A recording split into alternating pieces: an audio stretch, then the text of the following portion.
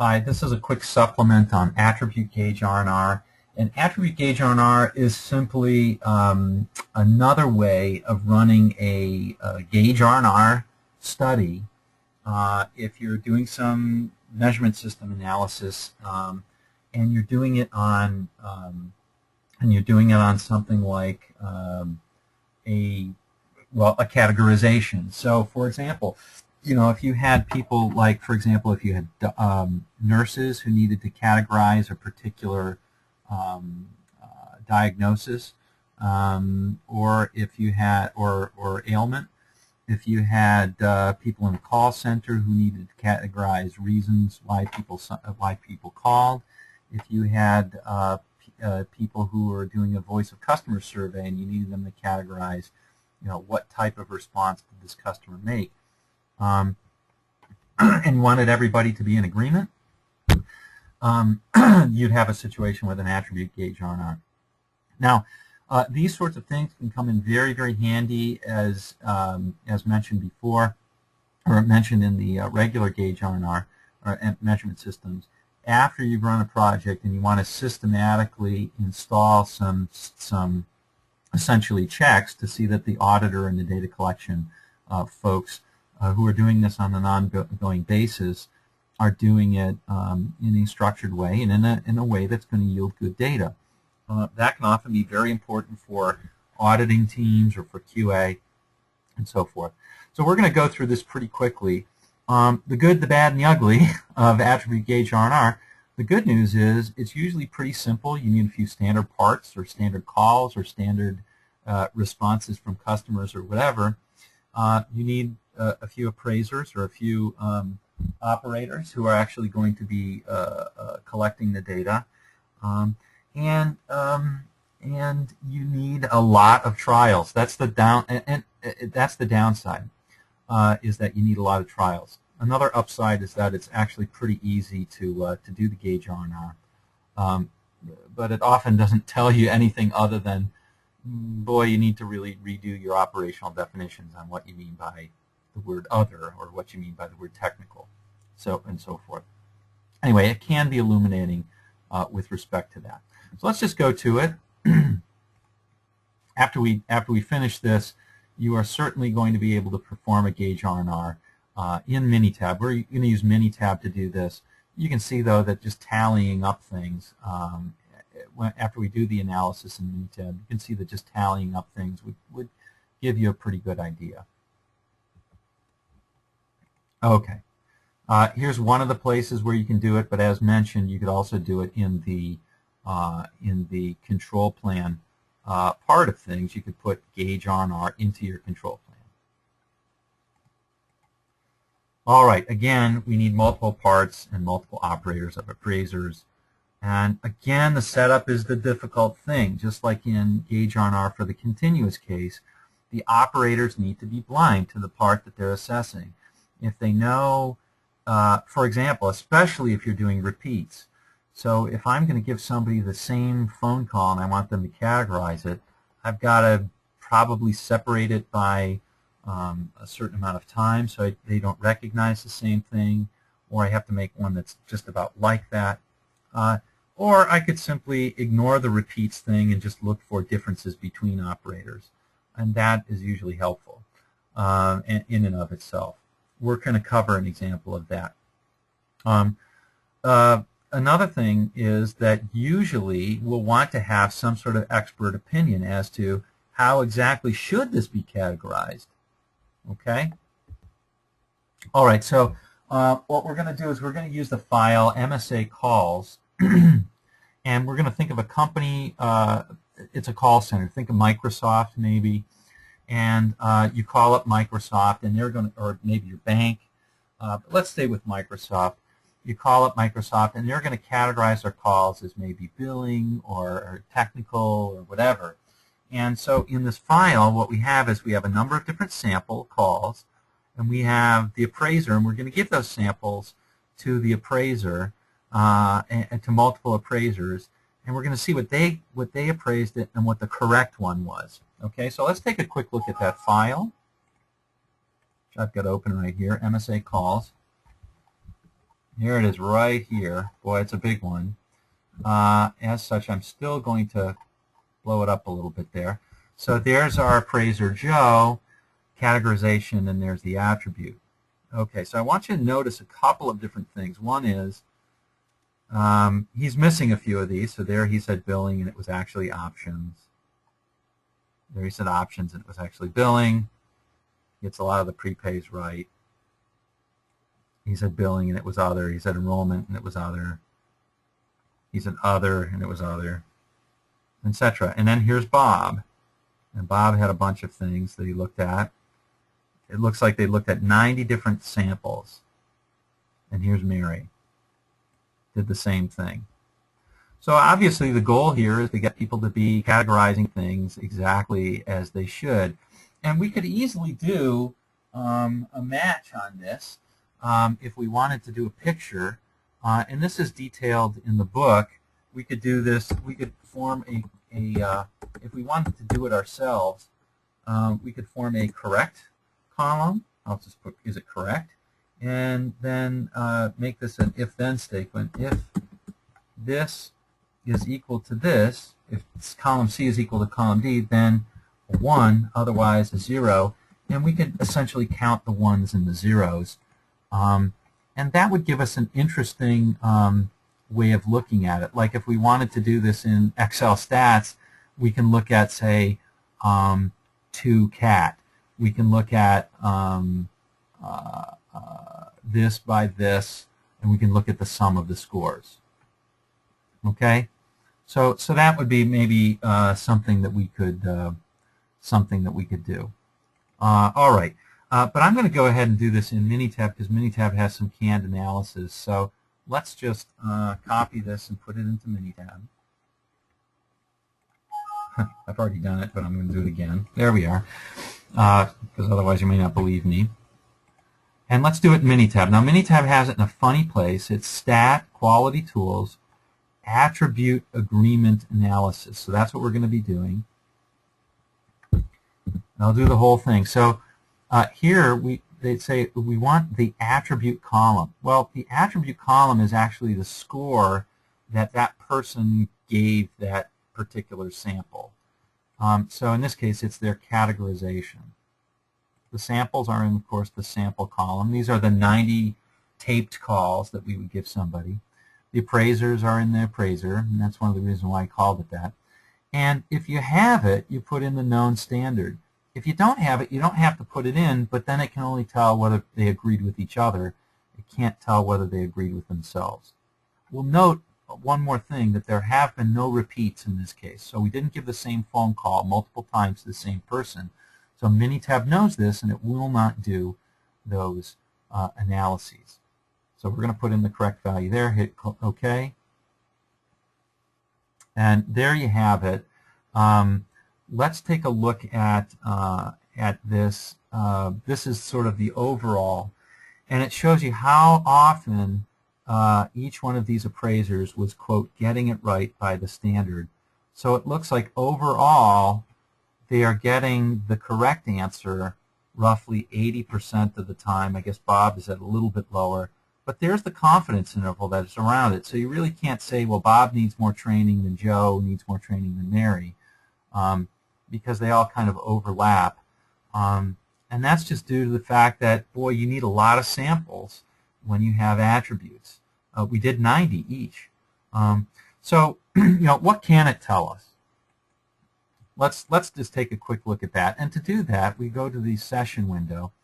An interesting thing is, I think, is you want to start at the bottom of this one. It's unfortunate that they put it this way, but the bottom one kind of gives you the summary. So this is all the appraisers versus a standard.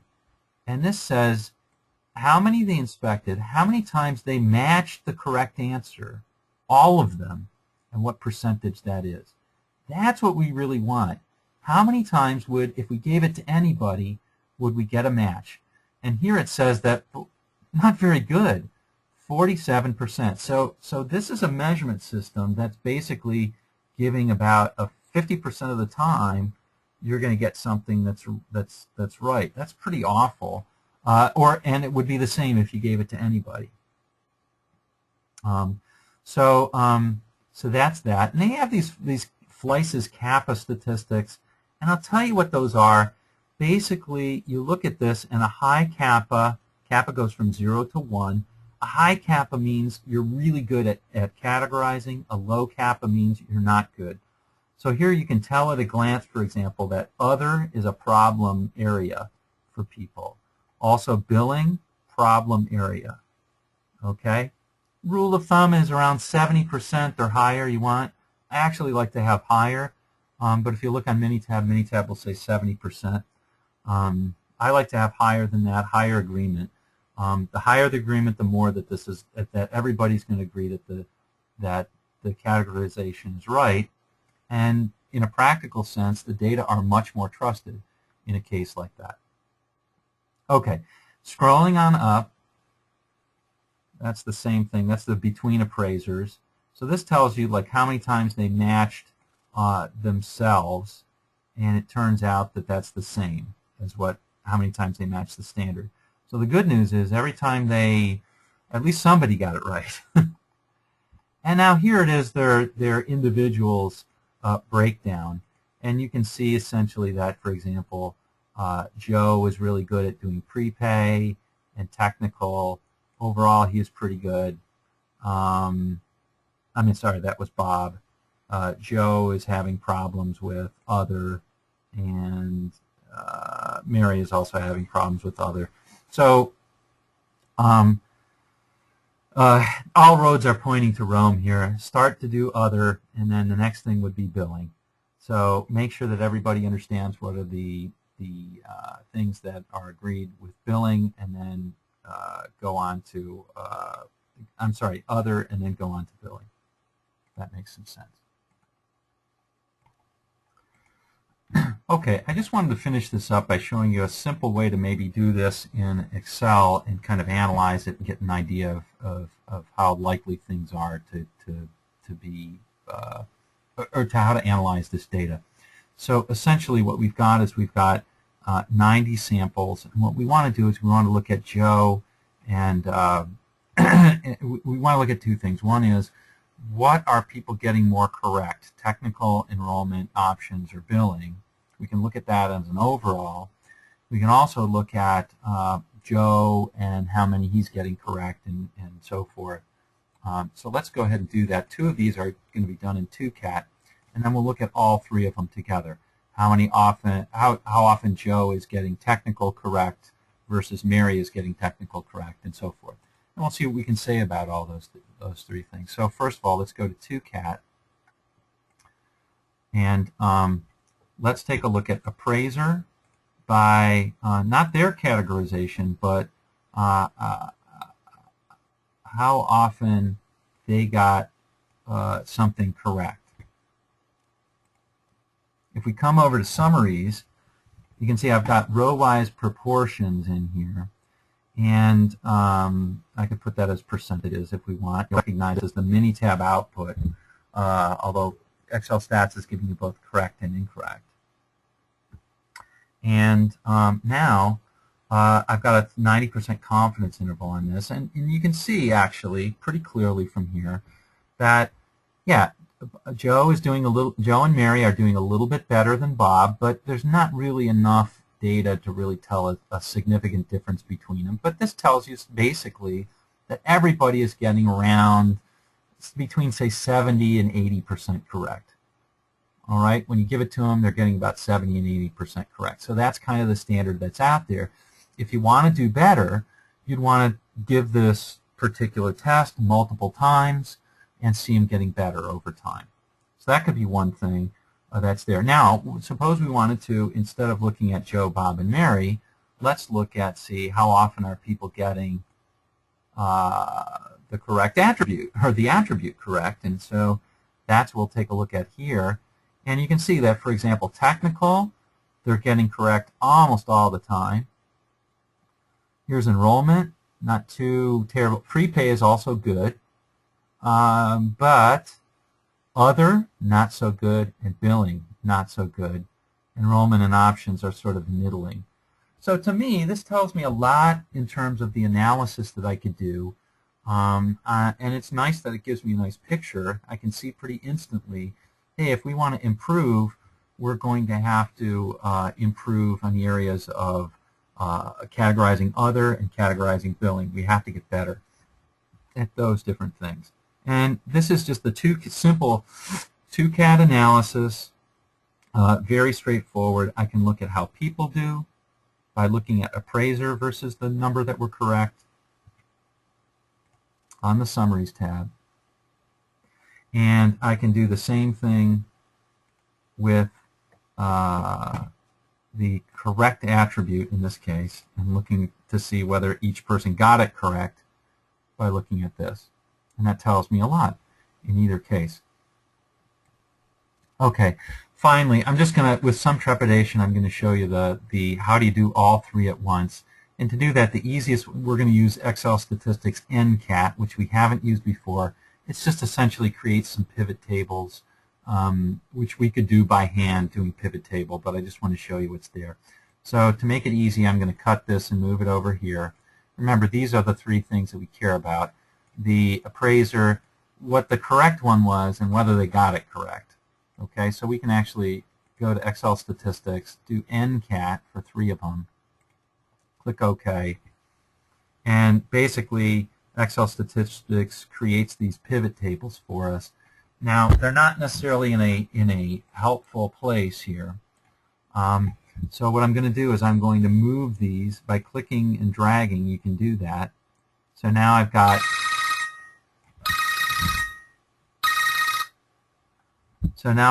sorry about that. Now I've got the appraiser. Let me try that again. I wanted to have it in the other direction.